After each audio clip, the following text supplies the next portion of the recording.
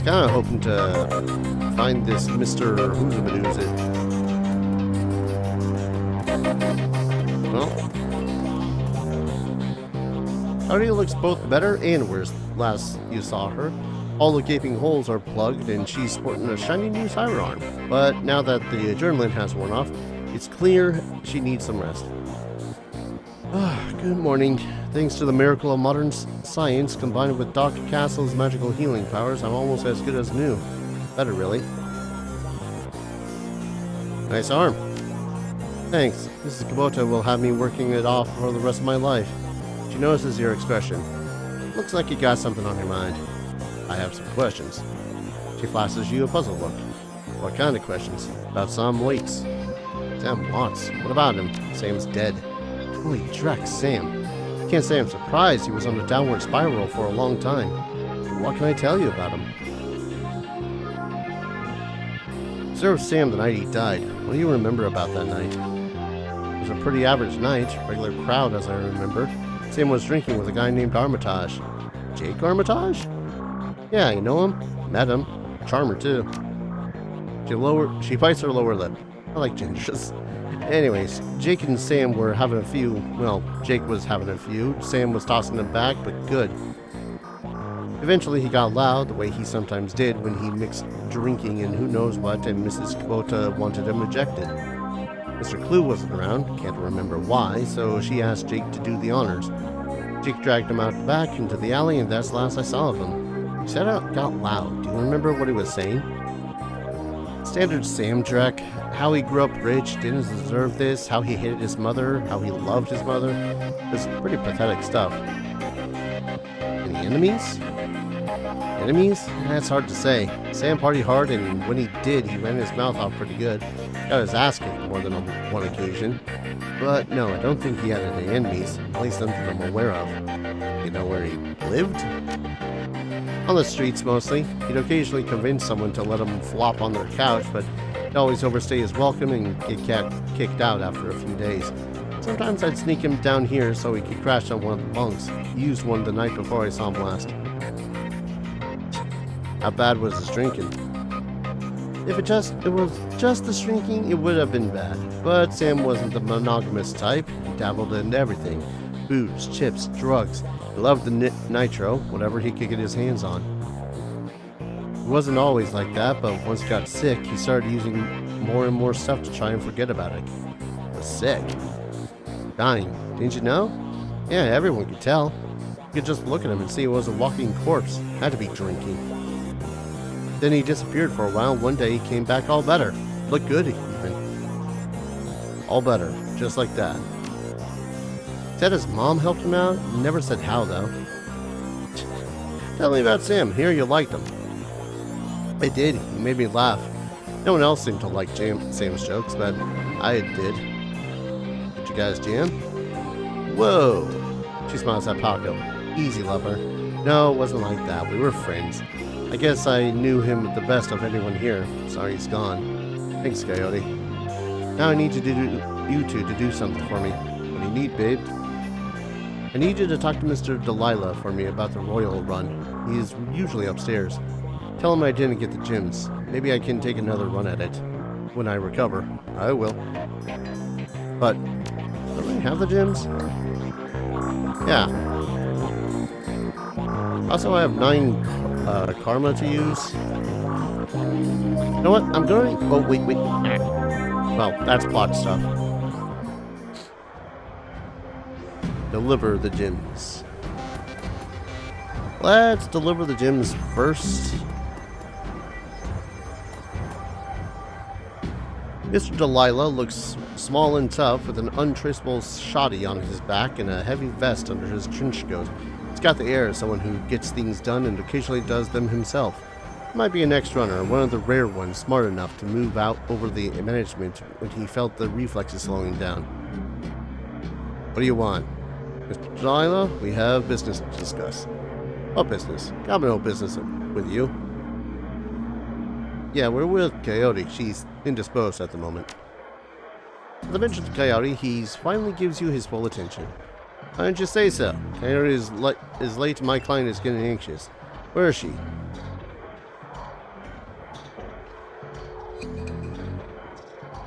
Yeah, she's downstairs in the med bay. Got an arm torn off on the job. No kidding? Eh, well, whatever. She's tough. She'll pull through. So, who are you two? Dorman, he's Baco. Great, we're all introduced. Now give me my stones. Yeah, give him all.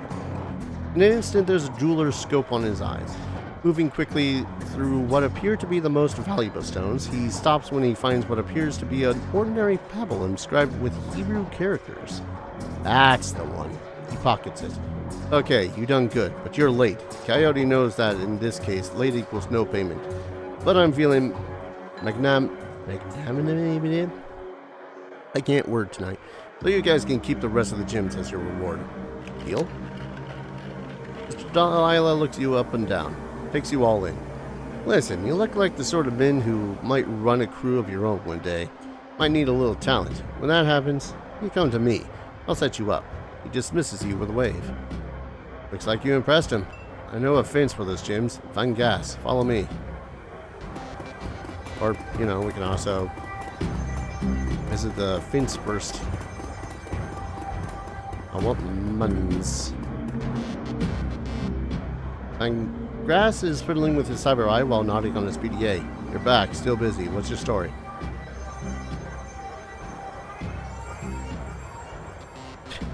I can see you're a busy man. That's right, and so it wouldn't bother you if I had come into possession of... So I wouldn't bother you if I hadn't come into possession of these rare stones. You have his attention. Rare stones, huh? Let me see these rare stones. You hear the servos in Van Grass's cyber eye whir as a magnifying glass slips into position. He bends his hand over the stones for 2 seconds, maybe less. Where'd you get this, Drek? Gumball machine? I'll give you 1,000 for them.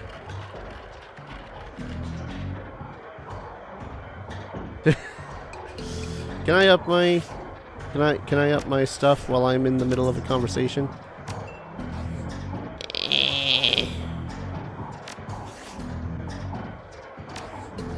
Where's that last autosave?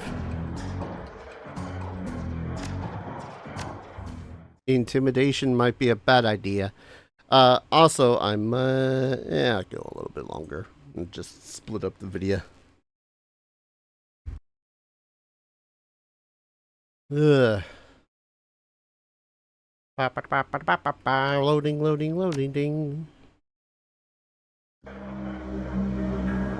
Oh, you son of a... One moment. So I might be getting a little bit cheesy with this one because I do have the ability to get up to 5 strength, but I did look it up because I really want the Nuyen, and I can get 1,000 Nuyen for just base price, 1,500 if I had 6 strength, which I clearly don't have enough to get up to. Or with 5 charisma, and every time that you get a new charisma, or get to certain points in the charisma, you get an etiquette, and that pretty much tells you, oh, how you talk to people and whatnot. And if we talk as an academic, then we unlock that one. But we need 5 in the charisma in order to get max muns. In this case, yes, I did look it up. However, consider, I want money. Nerps. Charisma. What are you? Rare stones, huh? Yeah. Did the software in your HUD appraise the value of the stones? Could be. We both know that the International Gemological Institute will set a price far higher than your offer. Takes time for you to get top Nuyen for it. Let's call it 2,000. Got a deal. Done. Give me your grid stick. Now, I think in theory, this time I was smart and actually droop to save. Is this the correct save? I don't remember. I might be able to just go by with the academic etiquette as opposed to the charisma 5, because As much as having that high charisma might be nice later on in the game, while I do see Tormund as a leader, seen as kind of one of those things that he did in the game that I'm running him in for Pathfinder, if I can get academic and pump the rest into strength. Again, to hit, I like being able to hit. So here's hoping that I only need the academic and not the 5 charisma. Won't bother you. Yes, okay. So sometimes you only need the academic or the etiquettes. So you got a deal? Boom. Sweet. Is that all of my side gigs right now? Right. Investigate the bunk. Preem.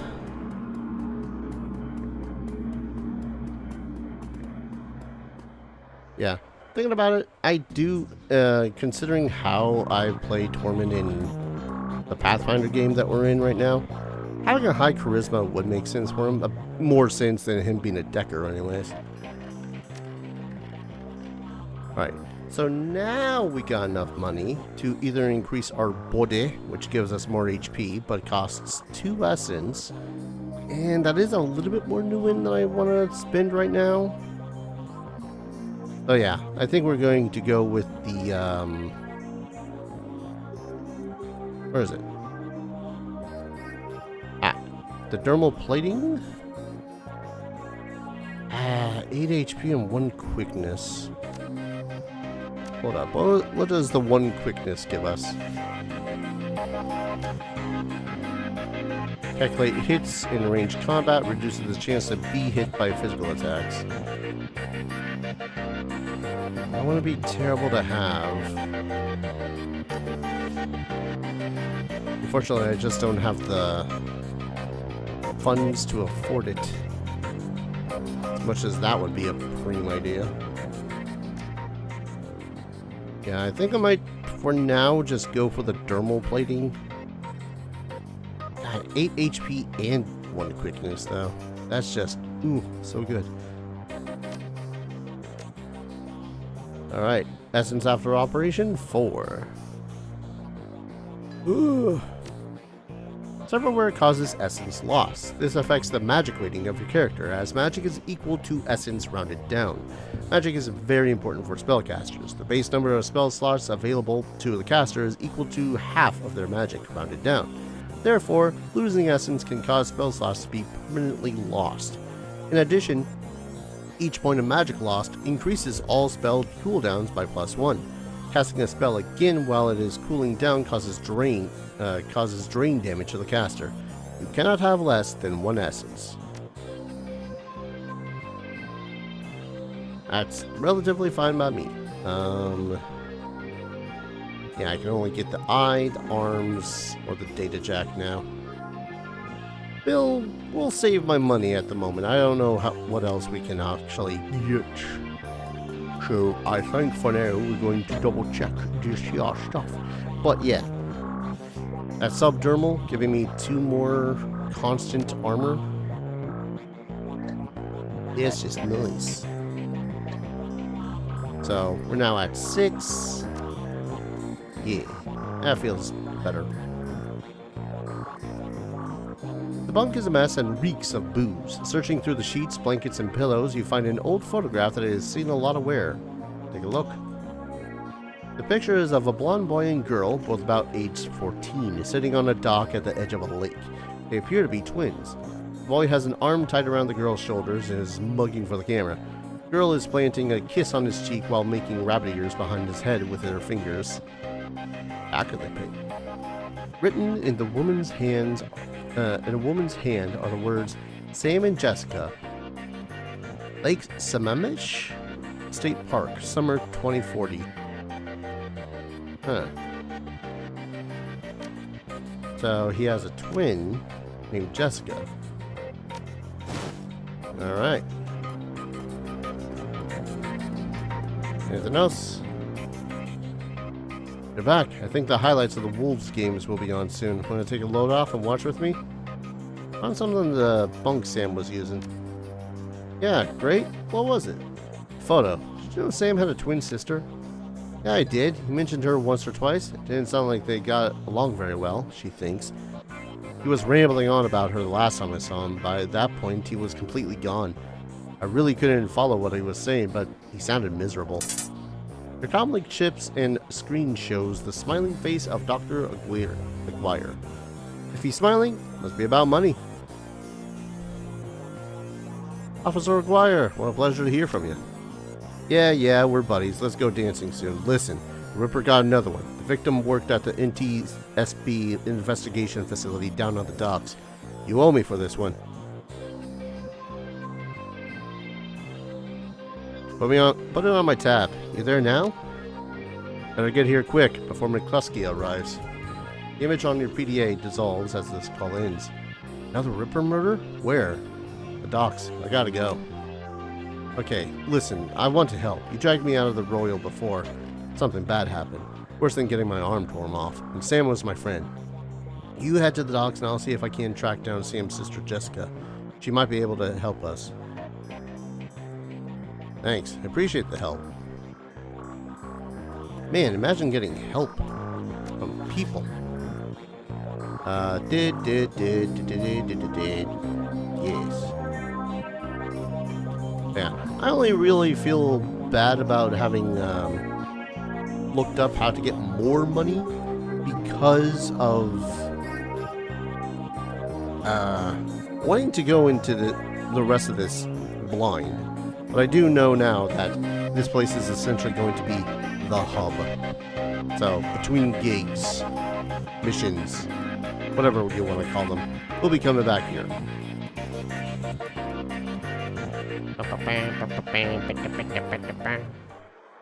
Sorry, I was really digging that music. Don't need to talk to you. I don't think I need to talk to you, Mr. Delilah. We're done for now. Buzz. Okay. Yep. Nope. We are done for now. So I guess that means theoretically I'll be able to get back up here if I ever need to... I'll want to do some decking on that one thingamabob.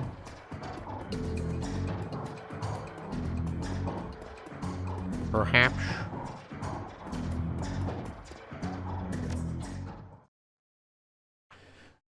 Besides that, it did make me realign myself with what I really want Tormund to do as a character.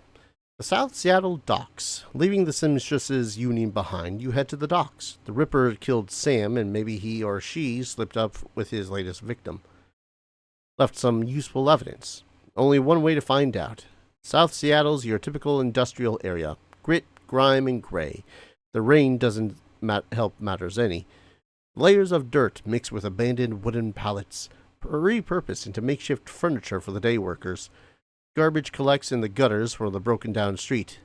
Disreputable is the district's middle name.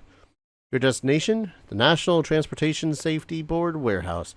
It's located on a small strip of dock towards the less maintained end of the waterfront. Despite the presence of those who linger in such places, it's quiet as you approach the gate.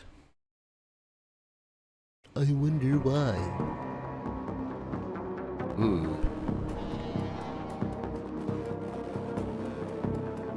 Got anything? Hey, you looking for a good time? Know anything about NTSB? Yeah, the bums around here have been stealing old crap from that places for years. Not worth my time, though. Fair enough. You know, I could have sworn that I'd be getting jumped a lot more often. Halt! Oh god. The guard looks bored. He toys with his gun absentmindedly, like he might shoot something on the whim just to watch it die. Hey, you're about to trespass on corporate property. You looking to get dusted, street scum? I'm working with Lone Star on the crime scene investigation in NTSB warehouse. Sure you are. Well, I'm on a loaf ride, the king of dragons. Beat it. Well, alright then. What a chummy individual he is.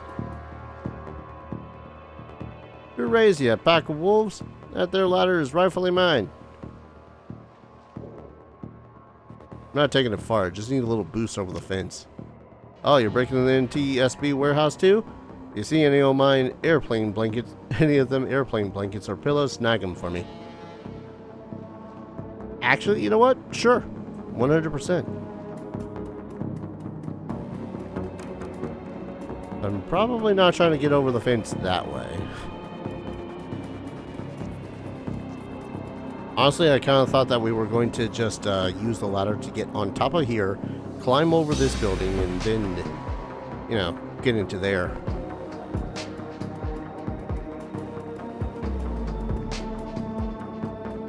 Where am I using this thing, apparently?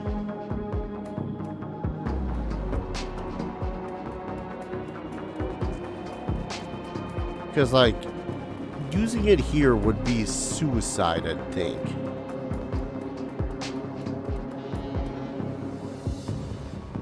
Get out of here. I guess that's a no. We are not going to be able to talk to the dude.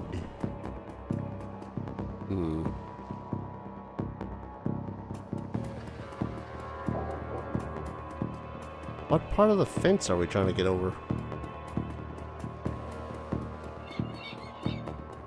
Kind of seems like I just need to use this part.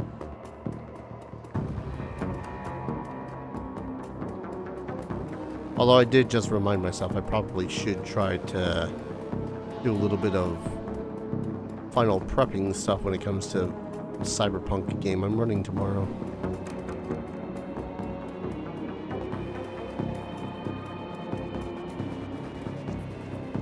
Huh.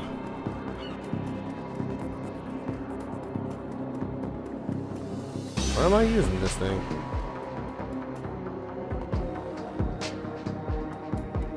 I won't lie, I've been holding down Alt this entire time to see what the hell I can interact with, and the only thing I can interact with right now is the Streetwalker.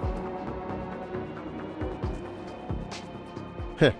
Hey, you looking for a good time? Not me. Friend of mine. Need you to have some fun with the guard by the fence around the corner. She looks at you knowingly. Alright, $20 gives you 5 minutes distraction. I've got to get back to work and earn some real Nuyen. Even in Shadowrun universe, $20 is $20.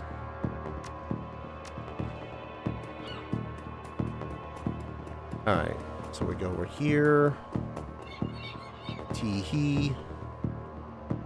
That's a big gun you have there. To introduce you, ma'am. I'm sorry. No, dude, you have no game. She compliments your gun and you say it's average size. No, you fail. You absolutely fail.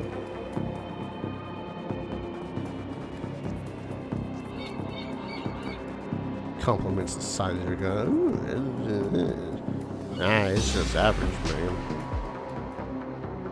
Ooh, hello.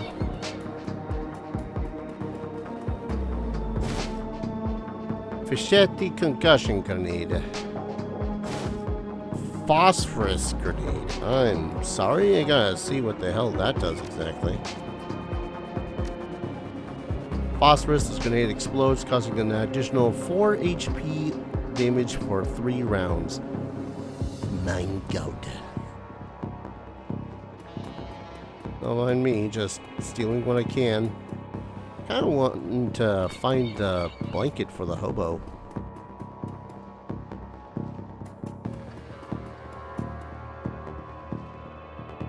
I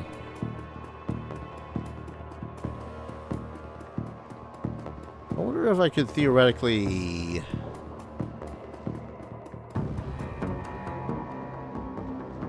I want to save before I try to go over here, simply because I'd rather not have to bludgeon someone to death. Or, wait. It's not bludgeoning, I got a freaking machete now. I don't want to be another Ripper. Let's put it that way. Well, might as well pop our head and be all like, hey, what's up, Doc? Didn't seem like that bad of a place. Relatively simple. The warehouse. Inside, the large gray warehouse is as typical as the outside. High ceilings adorned with girders and rickety catwalks top a huge utilitarian room. Concrete and steel walls meet a concrete floor. This is a place for storing things, and nothing more. Despite the quiet of the outside, the inside is a hornet's nest of Lone Star officers going about their business. In the center of the activity is the Emerald City Ripper's latest victim. With uniforms everywhere, no one stops you at the door. Seems this case hasn't leaked into the press. Yet. Lone Star or no, you've got a job to do. Yeah, find blankets and a pillow. Oh. Kluski. He's here, I guess. Damn it. I will want to see if I can't steal some pillows and blankets for the dude outside. He's such a chump for letting me borrow his ladder. Anyways, I'm gonna save, call an episode here. When we return, we gotta deal with Lone Star. And hopefully not die coughing. Holy shit. Thank you everyone so very much for watching. Ugh. I don't know where the coughing came from. Thank you everyone so very much for watching. I hope you're all enjoying this series as much as I'm enjoying playing it, and as always, I hope to see you all in the next video. Take care. Cheers.